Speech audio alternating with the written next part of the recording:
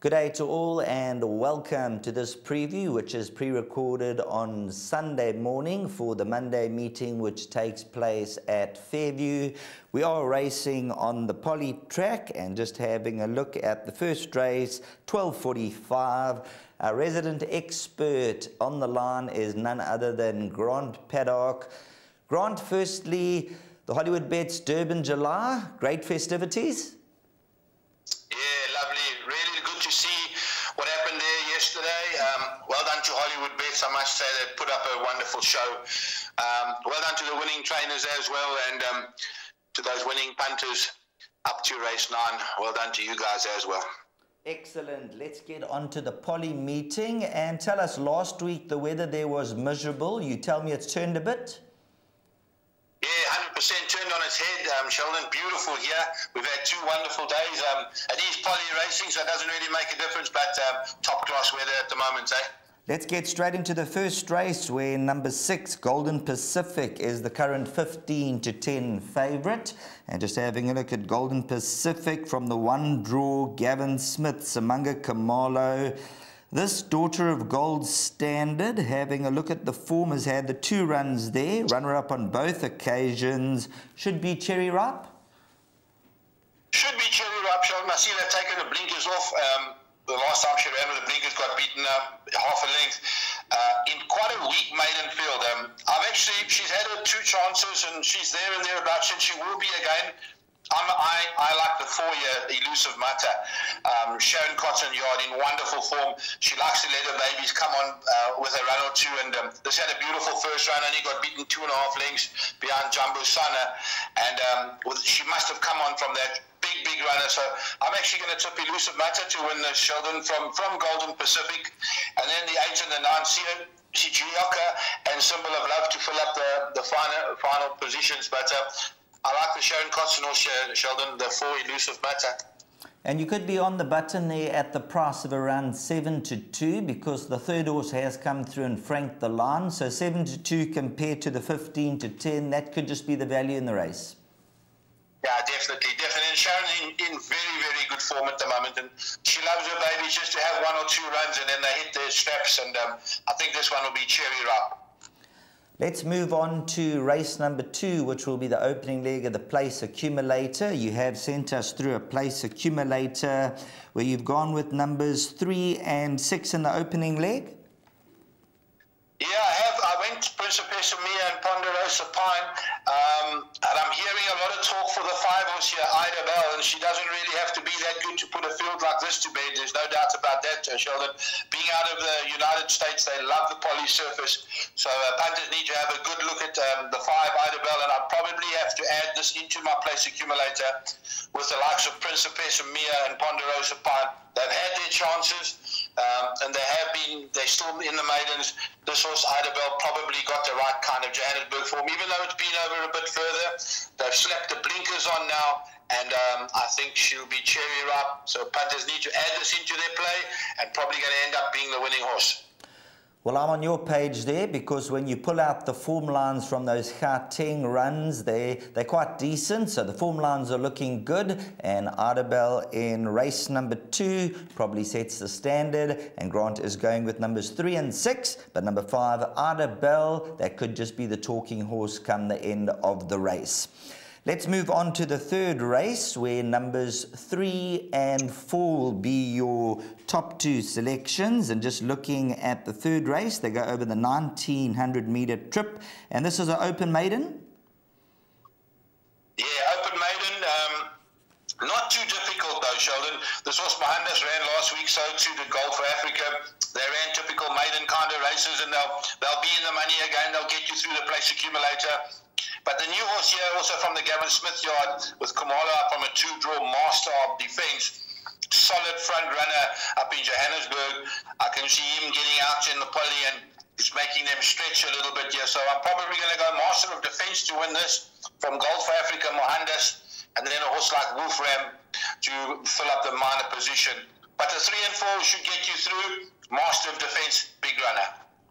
That'll take us on to race number 4. Race number 4 will be run over 1900 meters. It's a merit rated 70 handicap. And just looking at the stats from the last 353 races, draw number 3 seems to be quite pertinent. So that's a horse called Honest Quest. And Richard Fourie and Alan Greef, that stat could be in their favour. Could be. I think he's a better horse on the grass surface. He's coming back from a break as well of 73 days. That will definitely be against him, as the boys haven't been able to do proper track work yet. The tracks are still down. I think yesterday was the first day that they could actually do a little bit of work on the one track. So he might be found wanting. I've gone for the filly, the 9 horse, Opera Swing, holding solid form, finished very, very well last time out in 22.9. She's done nothing wrong. She's got a very decent draw. Keenan knows her extremely well. So I've actually gone for her to win it. From the 12, the 2, and the 7, my place accumulator, I've got 2, 9, and 12. Excellent. Let's move on to the next race, which is race number 5. And just having a glance at race number 5, it's a merit-rated 65 handicap. They'll do battle over the 1,400-meter trip. And here, number 3, Open Secret. I believe you make this one of the better bets on the card. And let's just have a look at the form. Second to Viso's Magic, 3 runs back. Close up to Rainbow Thief. And then that last run from a poor draw behind Call Me Mr. Green Light was slow out the gates. Late charge. Yeah, Sheldon, best bet on the card, I promise you.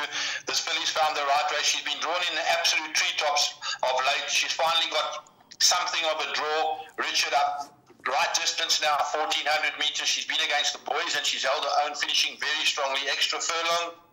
Best bet on the card, 28 to 10, I believe is the price. I think she'll start closer to even money. Well, I must say, Grant, you've been spot on when it comes down to these horses and we get to know them. The prices that they price up anti-post, a number of occasions, they do shorten down and they come home. So we'll probably be spot on again there. The 28 to 10, come race time, probably be closer to around about 14, 15 to 10. Yeah, that's still generous, Sheldon. I think she's a beautiful, big chestnut filly. Finishes the races off strongly. I'll make her very hard to beat. And to fill up the minor position is probably the 11, 8, and 9. But I'm very, very strong on this filly. Moving on to race number 6. The 6th race will be due off at approximately 15:30, 1,400 meters. And here you're going with numbers 2, which is Carbonado from a good draw number 2 at the 62 kilograms on the back. And I see you've also thrown in number 5, Flame Flower. That's correct. I think you got the wrong numbers there. Yeah, you're right, 100% right. But Bonnaroo definitely for me here, no doubt. I'm strong on Bonnaroo here. I think she'll win and win well. Flame Flower definitely a runner. Daughter of Zeus probably looks better on the grass. Her last poly run was beaten 7.5 lengths, and she didn't enjoy that at all. So Bonnaroo for me here. Carbonado will definitely fill in the places. And this filly Sherry for me, she ran a very nice race on Friday. Just watch for scratchings, and if not, she can run into the money too. But big weight to carry, so definitely on Bonnaroo on this one. Excellent. There we have Bonnaroo, and you'll go as far as to say that's probably a banker in the place accumulator. 100% definitely a banker the 4 in Bonnaroo. There we go. So number 4, Bonnaroo, is a ready-made banker for Grant, and that is for race number 6 as we page along to race number 7 and just waiting for the technology to update. So let's see the technology here. 1,200 meters. It's an 86 handicap. And just looking at the race, I think I got this correct here. You got numbers 2, Teatro, and also number 5, Transact. 100%. It looks like a boat race between the two of them. There is a bit of a turnover in the weights, and I think the biggest factor here is Teatro back on the poly is a different proposition. I'm leaning towards Teatro to beat Transact. And then another horse that's got to go into the pick 6 is horse number 7, Slim Yanni. He really won a lovely race last time out. I think he's a forward-looking horse. Definitely got to go into the pick 6s. The place accumulators, those other two, the 2 and the 5 will get you through. Pick 6, you have to add in the 7 with Kumalo up from a good draw. All things being equal and going into the last race, everybody's standing, and race number 8 will be over 1,200 meters. Looking at it, it's a classified stakes. And let's just have a look here. Number 1 is Great Melody, Gavin Smith, Samanga Kamalo. Record reads 30 runs for 4 victories, a second, and then 4 thirds behind that. Tell us a bit about Great Melody. Yeah, listen, he's stepping up to the six furlong now, the 1,200 metres, holding solid form. I'm not concerned about much here. He's got a lovely draw. He ran 7 days ago, so he's a fit horse. And the opposition is not of the strongest. You know, Passion Jawali is the second favourite here, I think, and I think it's a furlong too short for him. So can run into the back end of the trifectas and quartets. Picture the Moment's got a 1 draw, so that's got to be a bit of a runner. But that seems to be much better on the grass. So it looks like, just looking at the form, that Great Melody's found the right kind of a race. I'm tipping him to beat Passion Jawali, the 10, which is Picture the Moment, and the 5, Ready to Fly, back on the poly, can run a back end of quartets. But this looks like Gavin Smith should end the day up here with Great Melody. Super. That is a look at the 8-race program. Now, Grant, we're going to bring up your suggested bets on the day. I know there's a horse, I think it's called Minkshi, that you'll mention when you go through your bets. So if you want to take us through your best bet, your value bet, and the place accumulator, and you can guide the punters in the right direction, please. 100%, Sheldon. My best bet on the day, race 5, number 3, Open Secret. My value bet, race 4, number 12, Minkshi. And then my suggested bets, the place accumulator, where we start off going 3 and 6, by 3 and 4, by 2, 9 and 12, by banker 3, by banker 4, by 2 and 5, by banker 1 at the back. Well, once again, as is the norm, thanks very much for your insight, and we always value your information, that neck of the woods. You've given us some top-class information. All the best, and thanks very much for being on the line. Thank you, Sheldon. Have a great day. Thanks very much to Grant Paddock joining us on the line for the Fairview meeting. He's given us some decent bets on the day, some value bets, and of course a place accumulator. He's been in fine form. A number of the horses find the support, and let's hope that the horses will do it for us on the racecourse.